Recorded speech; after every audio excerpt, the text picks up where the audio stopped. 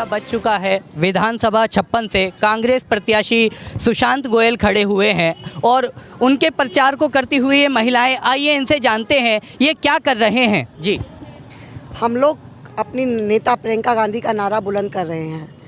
ये शहर गाज़ियाबाद से आज हमारे भाई सुशांत गोयल जी को पार्टी ने टिकट दिया है, क्योंकि इनसे पूर्व हमारे एमपी साहब सुरेंद्र गोयल जी शहर में एमपी रहे हैं। और सबसे बड़ी चीज़ है, इस शहर का सबसे पहला चेयरमैन स्वर्गीय सुरेंद्र गोयल जी को बनाने का कार्य किया। उसके बाद सुरेंद्र गोयल जी विधायक बने, उसके बाद एमपी बने। आप देख सकते हैं जब तक वो एमपी रहे वो इस शहर में रहे। उन्होंने अपनी एमपी की कोठी भी दान कर दी। उन्होंने कहा जो 26 लाख वोटर ने मुझे वोट दिया है मैं उनके बीच जाके रहूँगा, मैं दिल्ली जाके नहीं रहूँगा। और जब से वीके जनरल सिंह एमपी बने हैं उन्होंने इस शहर को झांका ही नहीं। उन्होंने इस शहर को अपने हाल पर छोड़ दिया, मरो या सड़ो। और वो खुल के कहते हैं हमें वोट की धमकी मत देना, हमें वोट का लालच नहीं है, हम तो ईवीएम के तरीके से आते और ईवीएम के तरीके से जीत के चले जाते। आपने एक बात कही कि आप प्रियंका गांधी का नारा बुलंद कर रहे हैं, लड़की हूँ लड़ सकती हूँ, लेकिन वो लड़ने के लिए आज क्यों आए? इतने समय से राहुल गांधी को क्यों लड़ा रहे थे? आज आपको एक बात बताती हूँ। जब प्रियंका जी ने देखा उत्तर प्रदेश के हालात बद से बदतर होते जा रहे हैं, भाजपा ने नारा दिया था बेटी बचाओ बेटी पढ़ाओ, लेकिन पब्लिक समझ नहीं पाई थी। उनका कहना उल्टा था। वो कहते थे भाजपा के नेताओं से बेटियां बचाओ, क्योंकि जहां भी बेटियों का बलात्कार हो रहा है वहां भाजपा के मंत्री, भाजपा के नेता ही है और कोई नहीं कर रहा है। तो जब प्रियंका जी ने देखा कि बेटियों पर अगर अत्याचार उत्तर प्रदेश में हो रहा है, उन्होंने उत्तर प्रदेश की कमान संभाली। अगर वो चाहती तो वो पंजाब संभाल सकती थी, वो चाहती तो राजस्थान संभाल सकती थी, नहीं। लेकिन उन्होंने कहा मैं इंदिरा की पोती हूँ, मैं लड़ूंगी और जीतूंगी और बेटियों की आवाज़ को बुलंद करूंगी, इसलिए उन्होंने उत्तर प्रदेश में अपनी कमान संभाली। लेकिन बहुत सारे विपक्षी ऐसे हैं जिन्होंने भाजपा तो छोड़ी, लेकिन उनके खुद के बच्चे, उनकी बहुएं अभी भी भाजपा में हैं। देखिए ये गठबंधन नहीं, ये ठगबंधन है। जो अपनी बहू बेटियों को भाजपा में जाने से नहीं रोक रहे, वो क्या सत्ता में आएंगे और क्या इस प्रदेश को बचाएंगे? क्योंकि पहले भी गुंडों के हाथ में सरकार है और ये उससे भी बड़े महागुंडे हैं। समाजवादी के हालात जब सरकार थी तो आप देखते थे सड़कों पर बेटियों को जिंदा जला दिया जाता था। पिछले कुछ हालात देखें तो किसानों का मुद्दा बहुत ज़्यादा अंबार पर रहा है और इस बार देखें तो आरएलडी और सपा का गठबंधन है, कहीं ना कहीं किसानों को वो अपनी ओर खींच रहे हैं। कांग्रेस ऐसा क्या कर रही है कि किसान आपका समर्थन करे? मैंने आपको सबसे पहले बोला ये गठबंधन नहीं, ये ठगबंधन है।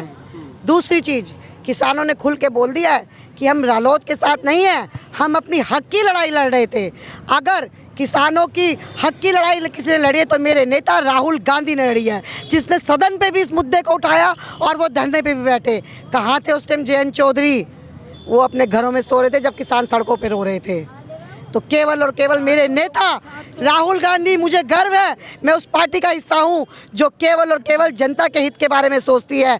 उनको कुर्सी से कोई लालच नहीं है। राहुल गांधी ने आज भी कहा अगर वो प्रधानमंत्री बनना चाहते तो मनमोहन सिंह के टाइम में ही बन जाते, लेकिन गांधी परिवार को सत्ता का लालच नहीं है। अगर उसको दिख रहा है उनका देश गलत हाथों में जा रहा है, उनका देश डूब रहा है, बस उनको ये पीड़ा है। गांधी ने ही इस देश को आज़ाद कराने का काम किया था और गांधी ही इस देश को चला सकते हैं। तो यदि राहुल गांधी ने इतनी मेहनत की है और वो किसानों के हित में काम किया, देश के हित में काम किया, तो इस बार के चुनाव में वो दिखाई क्यों नहीं दे रहे? बिल्कुल दिखेंगे। आज राहुल गांधी भैया पंजाब में प्रचार कर रहे हैं, यहाँ पर इन लोगों ने आचार संहिता लगा रखी है। इनके नेता तो मुख्यमंत्री, अगर मुख्यमंत्री ने विकास किया था तो उसको घर घर जाके वोट मांगने की क्या जरूरत पड़ गई? आज हमारे नेता आते हैं तो ये हमसे कहते हैं परमिशन लाओ, रैली नहीं करने देंगे। अगर अतुल गर्ग जी इतने अच्छे थे तो योगी क्यों घर घर जाके वोट मांग रहा है? आपने विकास किया, अब तो घर बैठ के वोट मिलेगी। योगी आने को तैयार है, हमारे लिए आचार संहिता लगा रखी है। तो देश की प्रदेश की जनता से क्या कहेंगे? मैं देश की जनता से एक ही अपील करना चाहूँगी, अब की बार जुमलों की सरकार को छोड़ दीजिए, जिसने 15 लाख का लालच देके आपको जुमला दिया था। कोरोना काल को याद रखिए, कोरोना काल में आप अपने घरों में लाशों को ले लेके रो रहे थे। हिंदुओं को अपनी लाशें दफनानी पड़ी जलाने की जगह, शमशान घाट पे नंबर से लाशें लगाई गई। उस टाइम स्वास्थ्य मंत्री अपने घर में लेटे थे। बहुत शर्म की बात है, इस शहर का स्वास्थ्य मंत्री अतुल गर्ग उसने कोरोना का बहाना लगा के वो लेटा हुआ था अपने घर में और इसकी जनता सड़कों पर रो रही थी। उस वक्त भी कांग्रेस ही पार्टी ऐसी थी जो जनता के बीच में थी। हमारे पूर्व MP सुरेंद्र गोयल जी भी आज हमारे बीच होते अगर वो बात मान के घर में पड़ जाते, लेकिन वो कोरोना काल में भी जनता के बीच में रहे और सबको राशन बांटते रहे। और जब उनको बीमारी होगी उसके बाद भी नहीं माने वो तब भी कह रहे नहीं, मैं अपनी जनता को ऐसे सड़क पे तड़पता हुआ नहीं दे सकता। इसलिए मैं अपील करना चाहूँगी, बहुत सोच समझ के अपनी वोट का अधिकार कीजिए। प्रियंका गांधी जी के नारे को बुलंद कीजिए, लड़की हूँ लड़ सकती हूँ के नारे को ताकत दीजिए। तो ये थे विधानसभा 56 से कांग्रेस के प्रत्याशी सुशांत गोयल के प्रचारक।